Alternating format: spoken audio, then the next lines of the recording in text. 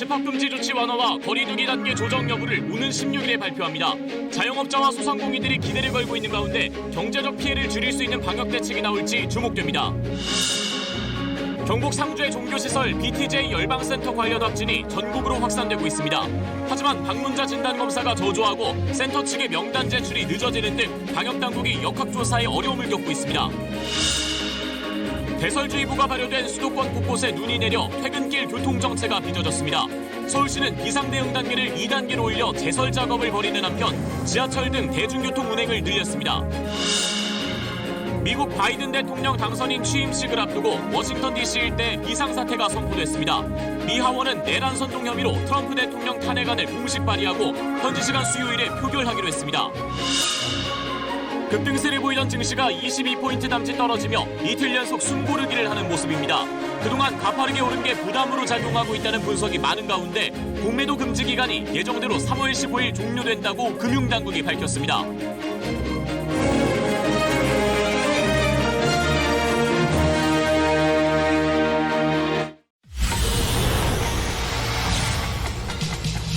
가습기 살균제 사건으로 재판에 넘겨진 SK케미칼과 애경산업 전 대표가 1심에서 무죄를 선고받았습니다. 재판부는 이들 제품의 살균제 성분이 폐질환이나 천식을 유발한다는 사실이 입증됐다고 보기 어렵다고 밝혔습니다.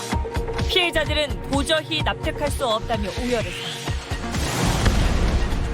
어제 코로나19 신규 확진자는 500명대를 기록했습니다. 정부는 다음 주부터 적용할 사회적 거리두기 조정안을 16일에 발표합니다.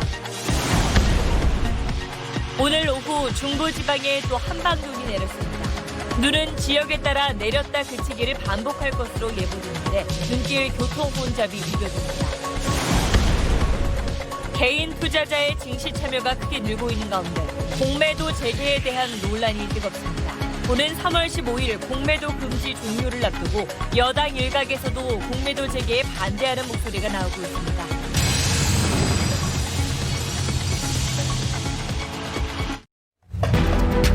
서울에 엿새 만에 대설주의보가 내려진 가운데 수도권과 서해안을 중심으로 많은 눈이 내리고 있습니다.